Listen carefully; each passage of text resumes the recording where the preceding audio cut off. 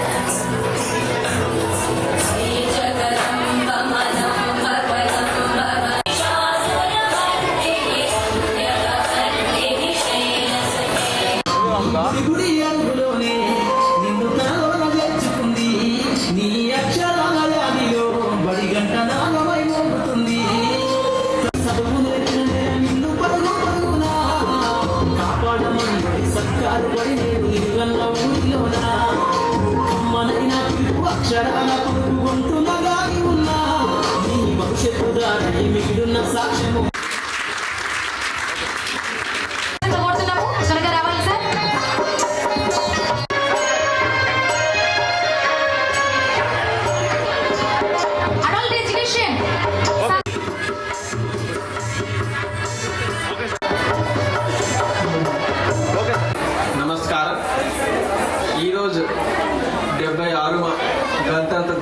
సందర్భంగా మన మంచిర్యాల జిల్లాలో రకరకాల ప్రోగ్రామ్ జరుగుతున్నాయి. మార్నింగ్లో ఫ్లాగ్ హోస్టింగ్, పరేడ్, కల్చరల్ యాక్టివిటీతో పాటు మంచిగా వర్క్ చేసిన వాళ్ళకి సర్టిఫికెట్ ఇవ్వడం జరిగింది. దాని తర్వాత రాష్ట్ర ప్రభుత్వ ఏర్పాటు చేసిన కొత్త 4 పథకాలు ఇందిరమ్మ ఆత్మీయ భరోసా, రైతు భరోసా, కొత్త రేషన్ కార్డ్ అండ్ ఇందిరమ్మ ఇల్లు పథకాలు 16 మండలికి ఒక్కొక్క జీపీలో ఏర్పాటు అయింది. పీస్ఫుల్గా సెచ్యురేషన్ బేసిస్లో ఆ జీపీలో లబ్ధిదారికి శాంక్షన్ ప్రొసీడింగ్ ఇవ్వడం జరిగింది. దాని తర్వాత సాయంత్రంలో కల్చరల్ ఈవినింగ్ మనం ఆర్గనైజ్ చేసాము. ఒక నేషనల్ ఇంటిగ్రేషన్ అంటే మన దేశంలో ఒక వేరే ఇంటిగ్రేషన్కి వేరే కాన్సెప్ట్ ఉంటుంది.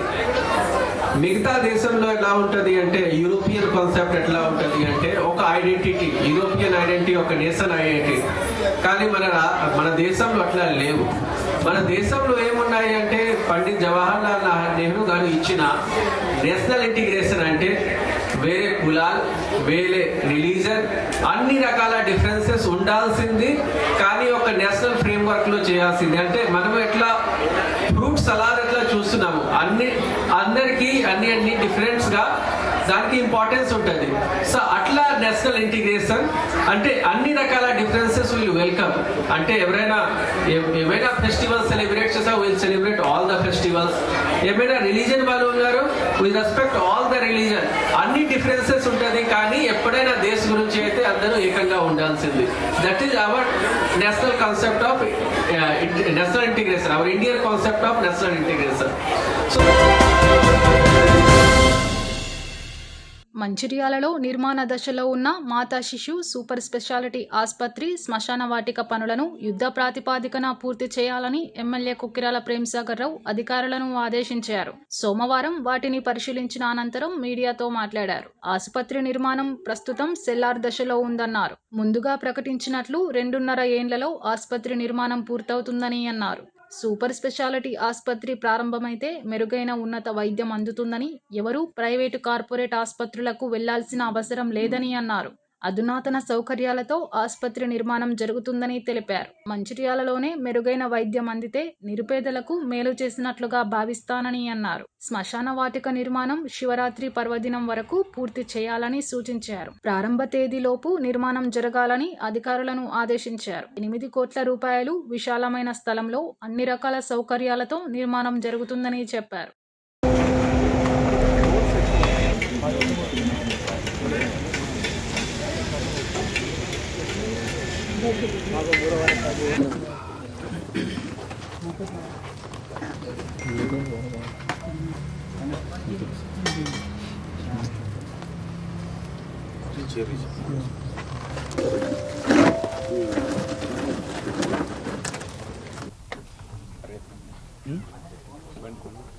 బండి పడుకోండి. సరే, ఏదైతే అనుకున్నా చెప్తాను. చెప్పండి.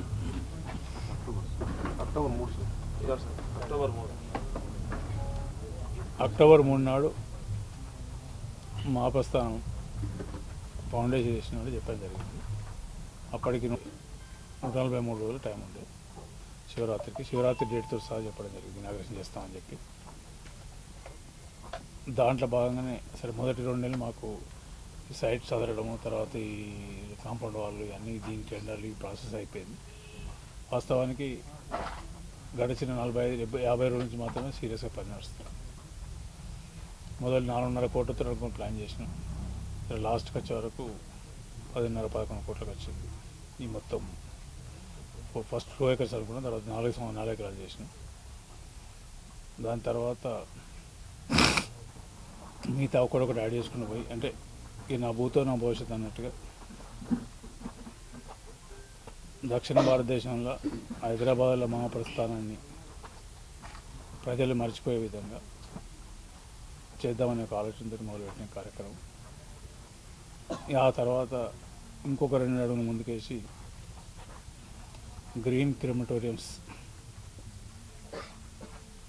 అంటే వాతావరణ కాలుష్యానికి కాకుండా అనుకూల వాతావరణానికి ప్రజలకు మంచి సౌకర్యం కలిగించాలని ఒక ఆలోచనతోటి గ్రీన్ కాన్సెప్ట్ తీసుకొని గ్రీన్ క్రిమిటోరియం అని స్టార్ట్ చేయడం జరిగింది. గ్రీన్ క్రిమిటోరియంస్ ఈరోజు భారతదేశంలో మన పంజాబ్లో 2 ఉన్నాయి, అమృత్సర్లో ఒకటి ఉన్నాయి, ఇంకొకటి ఇక్కడ ఉన్నాయి పంజాబ్లో, హర్యానాలో 2 ఉన్నాయి. ఈ మనది 5వ గ్రీన్ క్రిమిటోరియం దేశంలో. దక్షిణ భారతదేశం లేదు ఇప్పుడు. ఇక దాంతోపాటు వాళ్ళకన్నా ఇంకొక అడుగు ముందేసి వాళ్ళు అక్కడ కరెంటు వాడతారు, ఇక్కడ మాత్రం కరెంటు బదులు సోలారే వాడుతారు. అంటే మొత్తం టోటల్ అన్ని రకాల గ్రీన్ క్రిమిటోరియం అనే కాన్సెప్ట్ రూట్ తీసుకొచ్చి దేశంలో మొట్టమొదటి మనది అవుతుంది. అందరూ టైం గురించి భయపడ్డారు, కానీ ఇక్కడ ఇంజనీర్లు కానివ్వండి, ప్రత్యేకంగా యువకుడు రాయందరూ ఇది లాస్ట్ 50 రోజుల నుంచి వెళ్ళి ఈ గారిని కూడా పిక్చర్లు తీసుకొచ్చినాక అందరిని అన్ని డిపార్ట్మెంట్ కోఆర్డినేట్ చేసి ప్రాపర్ చేస్తాను. ఆ పిల్లవాడు కూడా ఆయన 2 కిలో 3 కిలో తగ్గినట్టు 40 నుంచి 4.5 కిలో ఎత్తుండట. కాంట్రాక్టర్ మిగతా అందరు సహకరిస్తాను, లేబర్ కానీ కాంట్రాక్టర్లు కానీ మిగతా అన్ని రకాలు సహకరిస్తాను. ఈ 11 కోట్లు అనేది మట్టి లెక్క లేకుండా మట్టికి ఛార్జ్ చేస్తలే, మట్టికి బిల్లు రాస్తలే. అది ఆఫీసులో గోదావరి నుంచి పర్మిషన్ తీసుకున్నాం, ఎందుకంటే బయట ఎక్కడ దొరికే పరిస్థితి టైం లేదు కాబట్టి తీసుకున్నాం. దానికి కూడా ఆల్మోస్ట్ దగ్గర పడ్డది. ఇంకొక 5-6 రోజులైతే మట్టి పైన కూడా అయిపోతుంది. అనుకున్న సమయానికే 26 శివరాత్రి నాడు ఇనాగరేషన్ కార్యక్రమం జరుగుతుంది. ఇనాగరేషన్ అవుతుంది. మంచిర్యాల మరొకసారి రాష్ట్ర చరిత్ర కాకుండా దేశ చరిత్రలో కూడా green crematorium, totally green crematorium అనే కాన్సెప్టు మహాప్రస్థానాన్ని మంచిర్యాలలో మొదలు పెడుతున్నాం.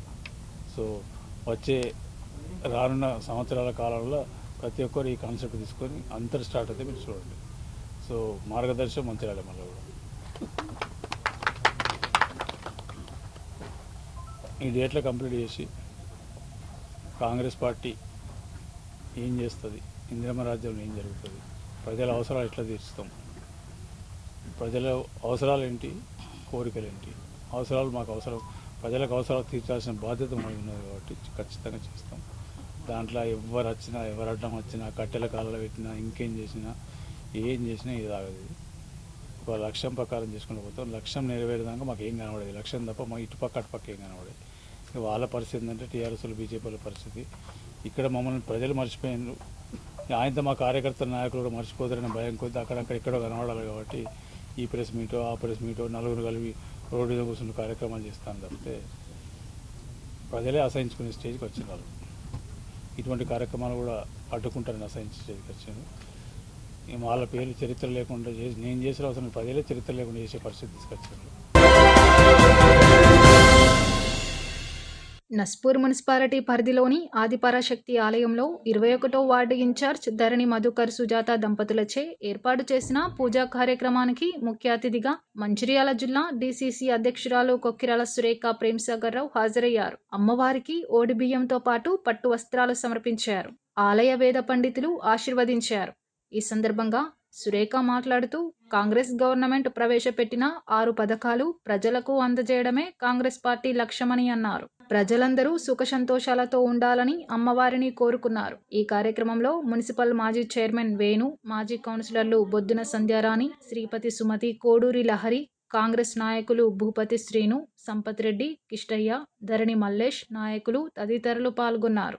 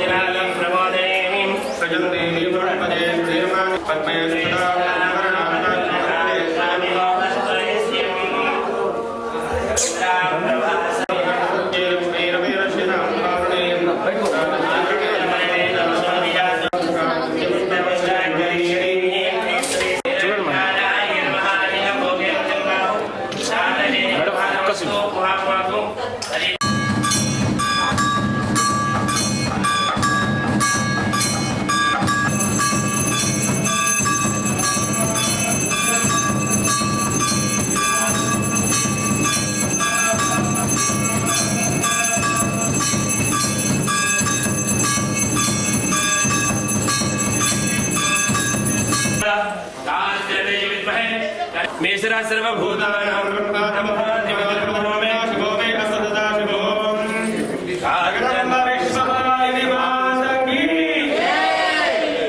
भुवनेश्वरी माता की, महाकाली माता की, दुर्गा माता की।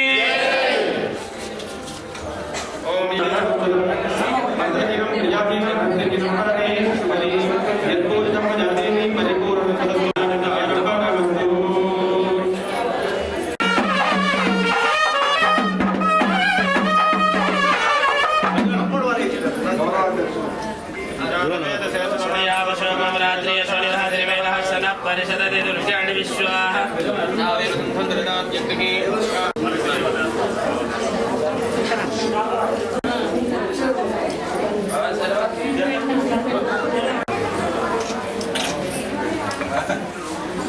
ఆదిశక్తి ఆది పరాశక్తి ఆలయంలోకి ఇక్కడికి వచ్చి అమ్మవారికి ఉడిబియ్యం సమర్పించడం జరిగింది. అలాగే ఇక్కడున్న కాలనీలో కూడా మంచినీళ్ళ సమస్య ఉంది అని చెప్తున్నారు చాలామంది. ఆ సమస్య కూడా తప్పకుండా తీర్చడం జరుగుతుంది. నేను ఎమ్మెల్యే గారి దృష్టికి తీసుకెళ్తాను. అలాగే మన నస్పూర్ మంచిర్యాల మున్సిపల్ కార్పొరేషన్లో విలీనం అయిపోయింది. ఇప్పుడు తప్పకుండా మంచిర్యాల పట్టణంతో నస్పూర్ పట్టణానికి కూడా అభివృద్ధి కార్యక్రమాలు అనేవి జరుగుతాయి. అంటే గతంలో మున్సిపాలిటీగా చేసింది కానీ మనకు చాలా నిధుల కొరతతోని ఇక్కడ అభివృద్ధి కార్యక్రమాలు అనేవి జరగలేదు. టేమసాగర్ రావు గారు వచ్చినాక సింగరేణి నుండి ఇంకా వివిధ రకాలుగా ఫండ్స్ తీసుకొచ్చి ఇక్కడ ఈ ప్రాంత అభివృద్ధికి కృషి చేస్తూ ఉన్నారు. తప్పకుండా ఇక్కడ ప్రతి ఒక్కరికి కూడా ఎలాంటి సమస్యలు లేకుండా మంచిగా ఉండేటట్టు అందరి కోసం పనిచేయడం జరుగుతుంది. ఆదిపరాశక్తి అమ్మవారి కృప అందరికీ ఆశీస్సులు అందరికీ లభించాలి అని అమ్మవారిని ప్రార్థిస్తాను. గౌరవ మంచిర్యాల జిల్లా కాంగ్రెస్ పార్టీ అధ్యక్షురాలు గౌరవ పెద్దలు శ్రీ కొక్కిరాల సురేఖ ప్రేమ్సాగర్ రావు గారు నస్పూర్ మున్సిపాలిటీ పరిధిలోని 21వ వార్డులో శ్రీ ఆదిపరాశక్తి దేవాలయాన్ని సందర్శించి దర్శించుకోవడం జరిగింది. అదేవిధంగా గతంలో ప్రేమ్సాగర్ రావు గారు ఎమ్మెల్యేగా నిలబడ్డ సమయంలో రామ్నగర్లో ప్రాంతంలో కానివ్వండి, నస్పూర్ మున్సిపాలిటీ ప్రాంతంలో కూడా ఏదైతే వాగ్దానం చేసిందో ఆ వాగ్దానాలకు అనుగుణంగా ఈ 21వ వార్డులో సార్ గెలిచినప్పటి నుండి ఇప్పటి వరకు సుమారు 1 కోటి రూపాయల వరకు ఈ యొక్క వార్డుకు పెట్టడం జరిగింది. అందులో ముఖ్యంగా ఏవి ఫంక్షన్ హాల్ ఏరియాను అదేవిధంగా ఈ రామ్నగర్ని కలుపుతూ 50 లక్షల రూపాయలతో ఒక బ్రిడ్జ్ నిర్మాణానికి మరి నిధులు శాంక్షన్ కావడం జరిగింది. అంతేకాకుండా సీసీ రోడ్స్ డ్రైనేజ్కి మొత్తం కలిపి 50 లక్షలు, ఇంకొక 50 లక్షలు కోటి రూపాయల నిధులు రావడం జరిగింది. అంతేకాకుండా గత 25 సంవత్సరాల నుంచి రామ్నగర్ ప్రాంతం వాసులు మరి 11 KB లైన్ ద్వారా చాలా ఇబ్బంది పడ్డారు. ఆ 11 KB లైన్ కూడా ప్రేమ్సాగర్ రావు గారి దృష్టికి తీసుకెళ్లంగానే ఇమ్మీడియట్గా విద్యుత్ శాఖ సంబంధించిన అధికారులకు వెంటనే తెలియజేయడంతో వారు స్పందించి కేవలం ఒక వారం 10 రోజుల వ్యవధిలో ఆ 11 KB లైన్ కూడా తొలగించి ఆ ప్రాంత ప్రజలకు మరి ఇబ్బంది లేకుండా చేసిన ఘనత కేవలం ఒక ప్రేమ్సాగర్ రావు గారిలో మాత్రమే. గతంలో ఎన్నడూ లేని విధంగా రామ్నగర్ ప్రాంతంలో అభివృద్ధి జరిగింది. అది మంచిర్యాల ఏసీసీ క్వారీ రోడ్డులోని శ్రీ ఉషోదయ హైస్కూల్లో inspire India 2025 space and defence expo అవగాహన కార్యక్రమం ఏర్పాటు చేసినట్లు నిర్వాహకుడు వై బాలాజీ తెలిపారు. 28వ తేదీన పాఠశాల ప్రాంగణంలో అవగాహన కార్యక్రమం జరుగుతుందని తెలిపారు. ప్రముఖ శాస్త్రవేత్త సతీష్ రెడ్డి, కలెక్టర్ కుమార్ దీపక్, మంచిర్యాల ఎమ్మెల్యే కొక్కిరాల ప్రేమ్సాగర్ రావు ముఖ్య అతిథులుగా హాజరవుతున్నారని తెలిపారు. శాస్త్రవేత్తలతో ముఖాముఖి, రాకెట్లు, వాటి తయారీ, ప్రయోజనాలు, ఇతర అంశాలపై శాస్త్రవేత్తలు అవగాహన కల్పిస్తారని తెలిపారు. ఈ కార్యక్రమంలో సుమారు 7,000 మంది ప్రభుత్వ, ప్రైవేటు పాఠశాలల విద్యార్థులు పాల్గొంటారని ఆయన అంచనా వేశారు. తెలంగాణలో మంచిర్యాలలో ఈ కార్యక్రమం ఏర్పాటు చేయడం ప్రథమమని బాలాజీ అన్నారు. అనంతరం జిల్లా సైన్స్ ఆఫీసర్ మధుబాబు మాట్లాడుతూ, మంచిర్యాలలో ఇలాంటి కార్యక్రమాలు జరగడం వల్ల విద్యార్థుల్లో ఉన్న శాస్త్రవేత్తలు కావాలనే ఆశలు, ఆకాంక్షలు నెరవేరే అవకాశం ఉందని తెలిపారు.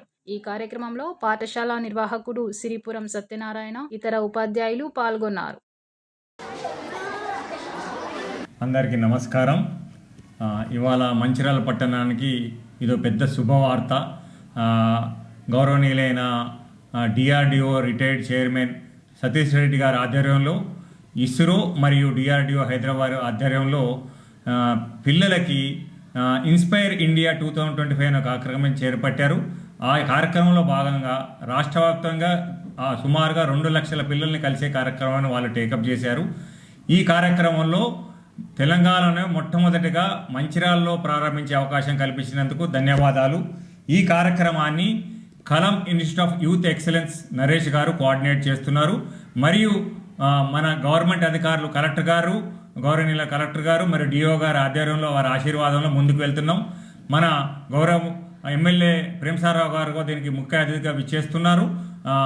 నేను అందరికీ విన్నవించేది ఏంటంటే, ఇంతటి మహత్తర కార్యక్రమం స్వయంగా ఇస్రోలో పనిచేసే సైంటిస్టులు మరియు గౌరవనీయులైన జూనియర్ కలాం డాక్టర్ సతీష్ రెడ్డి గారి ఆధ్వర్యంలో జరుగుతుంది కాబట్టి అత్యధిక సంఖ్యలో పిల్లల్ని ఇన్వాల్వ్ చేయాలనే ఉద్దేశంతో ప్రైవేట్ స్కూల్స్ మరియు గవర్నమెంట్ స్కూల్స్ పిల్లల్ని సుమారుగా 5,000 మందికి వసతి కల్పించే ఏర్పాటు చేయడం జరిగింది.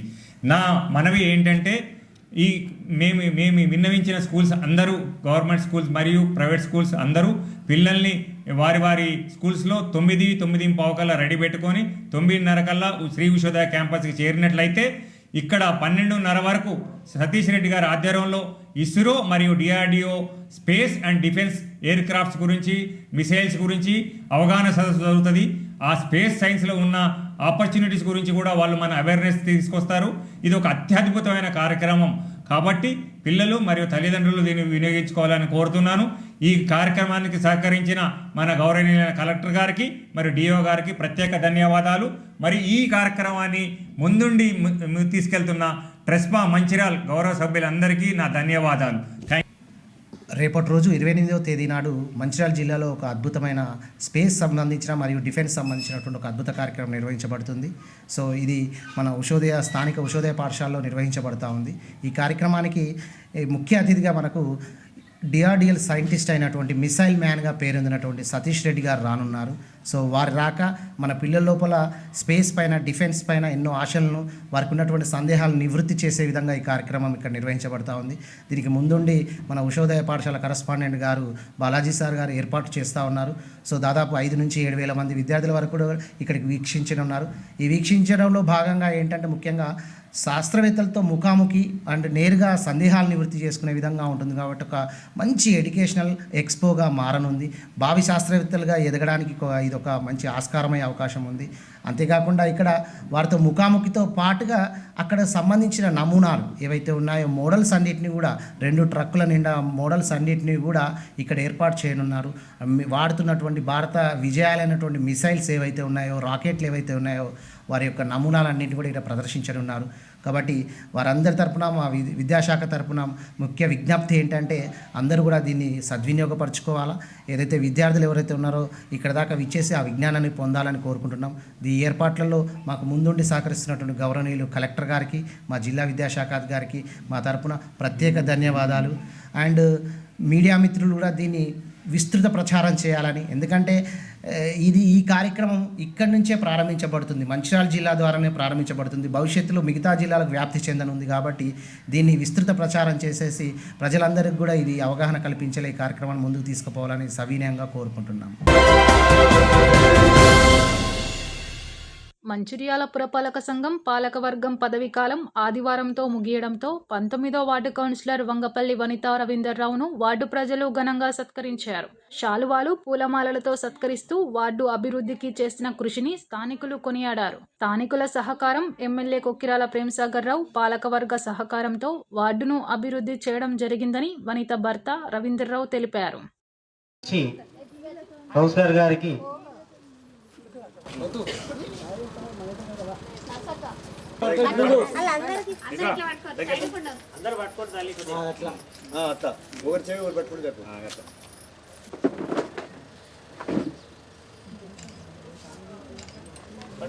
మహిళలచే నామధరింపడం జరుగుతుంది. నస్కూరి పద్మ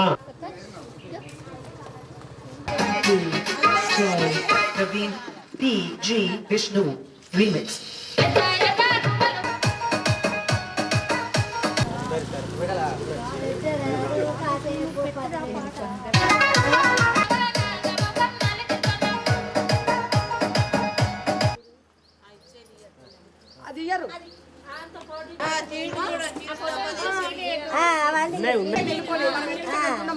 ఇప్పుడు మనందరితే చిరు కానుకని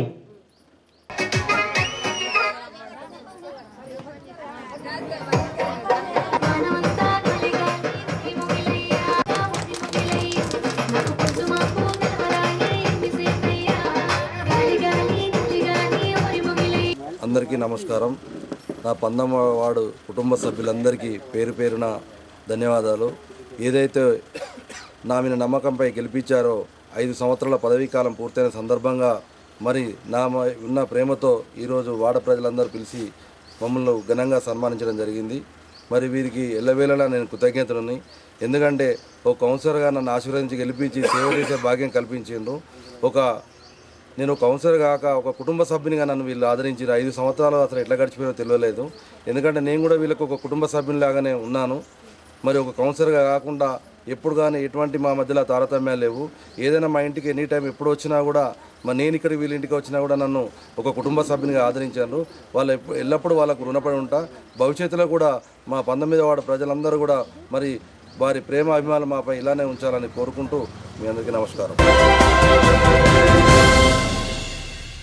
సింగరేణి కార్మికులకు గత ప్రభుత్వం సహకారంతో టీబీజీకేఎస్ అనేక హక్కులు సాధించి పెట్టిందని యూనియన్ డిప్యూటీ ప్రధాన కార్యదర్శి కేతిరెడ్డి సురేందర్ రెడ్డి, శ్రీరాంపూర్ ఏరియా ఉపాధ్యక్షుడు పెట్టం లక్ష్మణ్ పేర్కొన్నారు.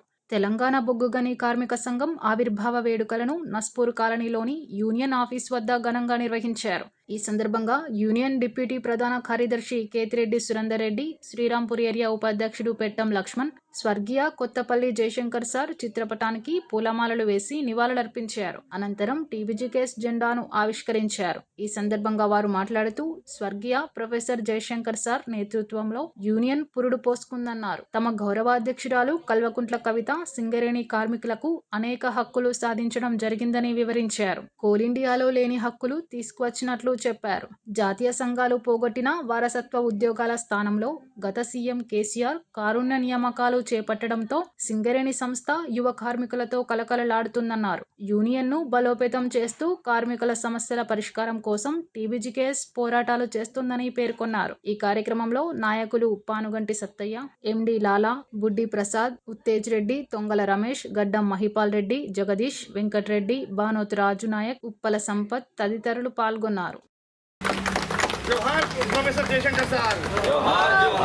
స్వర్గీయ ప్రొఫెసర్ జయశంకర్ సార్ చేతుల మీదుగా కూడుకోసుకున్న ఈ తెలంగాణ సంఘం ఆ తర్వాత జరిగిన ఎన్నికల్లో ఒక 3 ఏరియాలు గెలిచి మళ్ళీ 2012లో మలదేశ ఉద్యమం ఉవ్వెత్తున లేచే సమయంలో మొత్తం 5 డివిజన్లో గెలిచి గుర్తింపు సంఘంగా ఎన్నికైన తర్వాత ఆ రోజు ఉద్యమ నాయకుడు కేసీఆర్ గారి చేతుల మీదుగా వారి ఇంట్లో ఏదైతే ఎన్నికల మేనిఫెస్టో విడుదల చేసినామో అందులో 100% సాధించిన ఘనత ఉందంటే తెలంగాణ బొగ్గు గని కార్మిక సంఘం.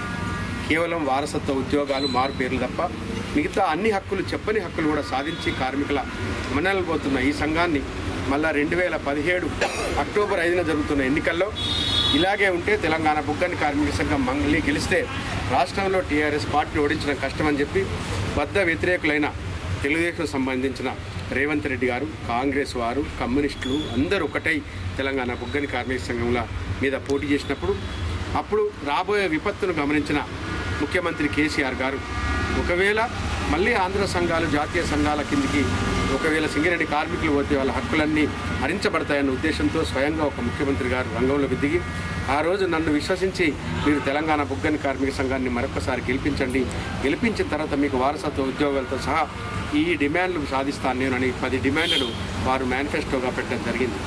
దాన్ని అమితంగా నమ్మిన సింగరేణి కార్మికులు 11లో 9 డివిజన్లలో అత్యధిక మెజార్టీతో గెలిపించి రెండవసారి 2017 అక్టోబర్ 5 జరిగిన ఎన్నికల్లో మనం ఘన విజయం సాధించిన తర్వాత ప్రగతి భవన్కు కార్మికులందరినీ పిలిపించుకొని అక్టోబర్ 8 నాడు ఏ సమస్యలు కావాలో ఆ రోజు అంతకితం 5 లక్షల గృహానికి రుణానికి ఇస్తామన్నది కూడా 10 లక్షలకు పెంపడంతో సహా తల్లిదండ్రులకు కార్పొరేట్ వైద్యంతో సహా అన్ని హక్కులు సాధించడానికి వారు కృషి చేశారు. వారి యొక్క శ్రమ ఫలంగా తెలంగాణ బొగ్గని కార్మిక సంఘం యొక్క సూచనల మేరకు మా యొక్క అప్పటి గౌరవ అధ్యక్షురాలు కల్వకుంట్ల కవిత గారి నాయకత్వంలో జాతీయ సంఘాలు కూడగొట్టిన వారసత్వ ఉద్యోగాలను కూడా 2018 మార్చి నుంచి తీసుకురావడం వల్ల ఈరోజు కొత్తగా 15,000 మంది యువకులు సింగరేణిలో పనిచేస్తున్నారు. ఎక్స్టర్నల్గా 5,000 మంది రావడం జరిగింది. లేకుంటే ప్రొఫెసర్ జయశంకర్ యొక్క ఆదేశానుసారం వారి యొక్క ఆలోచన ప్రకారం ఈ తెలంగాణ బొగ్గని కార్మిక సంఘం రోడ్డుపోసుకున్నది. అప్పటి నుంచి ఈ రోజు వరకు సింగరేణి కార్మికులకు సర్వీస్ చేస్తూ టీఆర్ఎస్ పార్టీ తెలంగాణ వచ్చిన తర్వాత చాలా హక్కులు మనం సింగరేణి కార్మికులు సాధించుకోవడం జరిగింది. ఏదైతే ఎలక్షన్ పెట్టినదే కాకుండా ఎలక్షన్లో ప్రకటించకుండా కూడా కొన్ని సాధించుకోవడం జరిగింది. ఇవన్నీ సాధించినప్పటికీ కొన్ని అనివార్య కారణాల వల్ల పోటీలో లేకపోవడం వల్ల జాతీయ సంఘాలు గెలవడం జరిగింది. మరి ఇలా జాతీయ సంఘాలు ఏవైతే వాళ్ళ ఎలక్షన్ ముందు పెట్టిన డిమాండ్స్ ఏవైతున్నాయో ఇప్పటి వరకు ఒక్కటి కూడా వాళ్ళు పరిశీలించకుండా పనిచేయకుండా కేవలం చందా వసూళ్లకు సభ్యత్వ వసూళ్లకే కూడా వాళ్ళు పునరంకితమైనరు. కార్మికుల సమస్యలపై ఎట్టి పరిస్థితులు కూడా పట్టించుకోవడం లేదని తెలియజేసుకోవడం జరుగుతున్నది. మరి ఇటువంటి అప్పుడు మేనేజ్మెంట్ కూడా ఇలా కనీసం బదిలీలు కూడా ఈ 3 నెలల ప్రొడక్షన్ పీరియడ్ కాబట్టి బదిలీ కూడా చేయమని సర్క్యులర్ ఇవ్వడం జరిగింది. మరి ఇది ఎంతవరకు సంబంధించి ఒకసారి మేనేజ్మెంట్ ఆలోచించాలి. మరి గెలిచిన జాతీయ సంఘం రికనైజ్డ్ యూనియన్ రిప్రజెంటేషన్ 2 ఏఐటీసీ ఐఎన్టీసీలు కూడా ఆలోచించాలి. ఎంతసేపు మీ చందా వసూలు పక్కబెట్టేసి వారి సమస్యలను పట్టించుకోకుండా పనిచేయడం అనేది సరైన విధానం కాదు.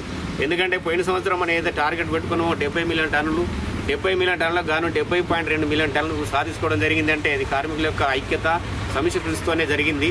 మరి ఇవాళ కూడా ట్రాన్స్ఫర్ చేసినంత మాత్రాన అతను ఎక్కడికో సింగరేణి విడిచిపెట్టి బయటకు పోతలేడు.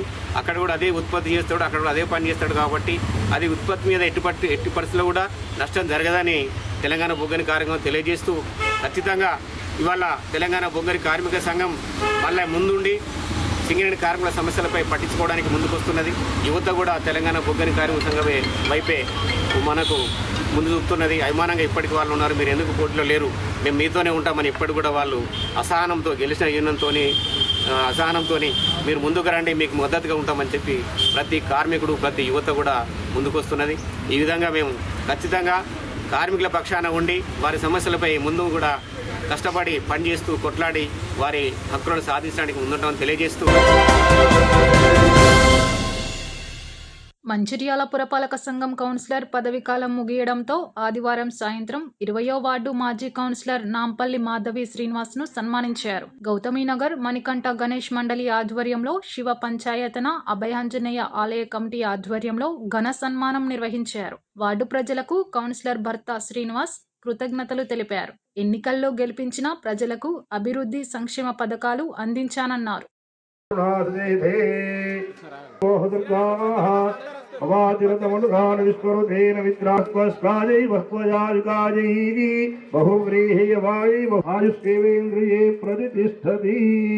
రాజద్వారే రాజకీయ సర్వదా దిగ్విజయ ప్రాప్తిరస్తు ఇష్టకామ్యార్థం.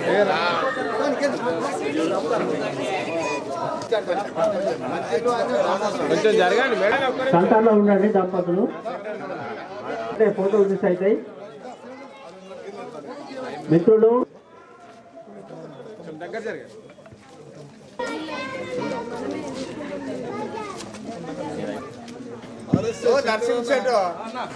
శ్రీనివాస్ గారు, తర్వాత పులినాని